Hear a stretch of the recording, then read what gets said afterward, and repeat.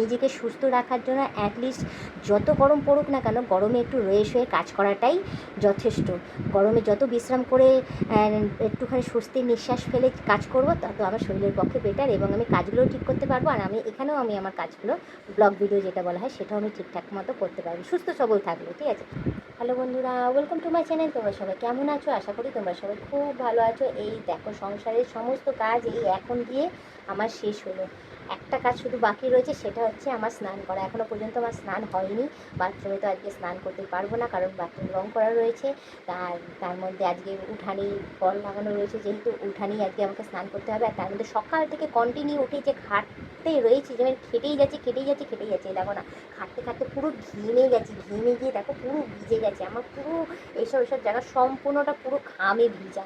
মনে হচ্ছে যেন কেউ মনে হয় 1 বালতি জল ঢেলে দিচ্ছে আমার, ওই হিসাবে মনে হচ্ছে যেন ভিজা। কিন্তু না গো, আজকে এত গরম পড়েছে আর কন্টিনিউ মানে রয়েই যাচ্ছে ওই গরম। আর কিছুক্ষণ আগেই কারেন্ট চলে গেছিলো, এই এখন গিয়ে এসছে। তো যাই হোক, গরমই রান্নাবান্না সমস্তটা সেরেছি। সারার পরে বাইরে যে আমি ভেবেছিলাম যে বাথরুমে বাসন কোসন মাজবো, তো বাথরুমে আজকে আর বাসন কোসন মাজতে পারেও নি।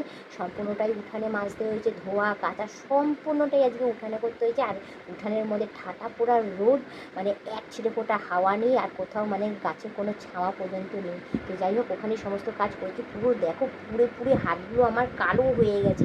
যতটুকুনি আমি ঠিক করেছিলাম গা হাত পা একটুখানি ক্রিম মেখে, একটু অ্যালোভেরা জেল মেখে, ততটুকুনি মানে যেখান থেকে স্টার্ট করেছিলাম যে সুন্দর করার জন্য, সেখানে এসেই পৌঁছে গেছে। দেখো পুরো একদম কাল ছিটে পড়ে গেছে পুরো একদম, মানে কী আর বলবো।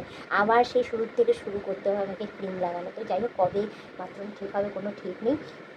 কতদিন আমাকে উঠানেই সমস্ত কাজ করতে হবে সেটাও আমি জানি না। আর উঠানে কী ব্যবস্থা করবে তোমাদের দাদা সেটাও আমার জানা নেই, কারণ ওকে বলেছি যে একটা প্লাস্টিক টানিয়ে দাও, অ্যাটলিস্ট ছাওয়ায় বসে কোনো কাজটা করতে পারবো। ওর তো কানের মধ্যে কোনো আওয়াজ ঢোকে না, কারণ ও শুধু ভাবে যে আমি তো রিল্যাক্সে রয়েছি, ব্যাস হয়ে গেলো। আদার্স বাড়ির মহিলারা যেমন ইচ্ছা তেমন কাজ করলেই হলো, আমার টাইম মতো খাওয়ান জুটলেই হলো, আমার কাজগুলো হয়ে গেলেই হলো। তো যাই হোক, আরেকবার বলে দেখবো, যদি করে ভালো কথা, না হলে অন্য কিছু করার চেষ্টা করবো যাতে ওর কানের মধ্যে আওয়াজ ঢোকে, আর একটা যাতে প্লাস্টিকটা টাঙায়। যাই হোক, আপাতত আমি দেখছি কারেন্ট চলে এসছে, প্রচণ্ড হাঁপিয়ে গেছি কাজ করতে করতে, যার জন্য আমি এখন একটু বসে রয়েছি, বসে একটু হাওয়া খেয়ে নিচ্ছি, নিজেকে একটু রিল্যাক্স করে নিচ্ছি। করে নিয়ে এই দুটো শ্যাম্পু বের করেছি, সিল্ক অ্যান্ড শাইন। তো দেখতেই পাচ্ছ ব্ল্যাক কালারের। তো এই শ্যাম্পুটা আমি ইউজ করি আমার চুলের ক্ষেত্রে। তো এই যাবো এখন ওখানেই বাইরেই মাথায় একটু শ্যাম্পু করবো, শ্যাম্পু করে একটু স্নান করে নেবো, কারণ কালকে সাবান মেখেছি, আজকে আর সাবান টাবান গায়ে মাখবো না। আজকে মাথায় একটু শ্যাম্পু দিয়ে ভালোভাবে এখানেই আমি স্নান টান সেরে ঘরে চেঞ্জ করতে ঢুকে যাবো। তো যাই হোক, এখন একটু রিল্যাক্স করে নিই, একটু ঠান্ডা হয়নি, কারণ কন্টিনিউ রোদে লাগাতার কাজ করেছি, মাথাটা পুরো একদম গরম হয়ে রয়েছে। হ্যাঁ, একটু রিল্যাক্স করে নিয়ে যখন জলটা ঢালবো, অ্যাটলিস্ট সর্দি কাশি ঠান্ডা ভাব যে যা লাগার সেটা লাগবে না।